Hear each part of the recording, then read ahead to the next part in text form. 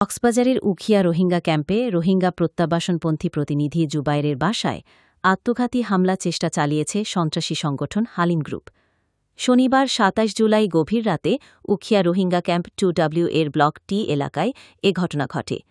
স্থানীয় সূত্রে জানা যায়, এ হামলায় অংশ নেয় ক্যাম্প 1-এর সোনামিয়া গ্রুপ প্রায় ১৫ জনের দল, ক্যাম্প 2-এর হাফেজ আয়াজ গ্রুপ ২০ জন, ক্যাম্প 7-এর হালিম গ্রুপ ২০ থেকে ৩০ জনের সশস্ত্র দল।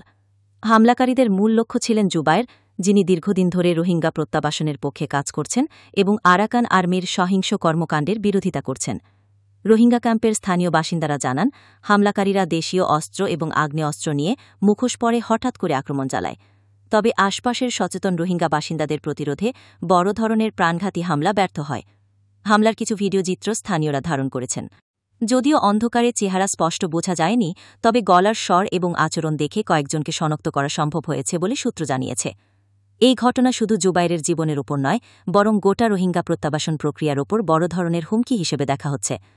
বিশেষজ্ঞরা বলছেন, দ্রুত তদন্ত এবং দোষীদের গ্রেফতার না করা হলে ক্যাম্পে শান্তি ও প্রত্যাবাসনের স্বপ্ন আরও দুর্বিষহ হয়ে উঠবে। মাস্টার জুবাইরর গরর মন্তু 2টা 1টা 40 মিনিটে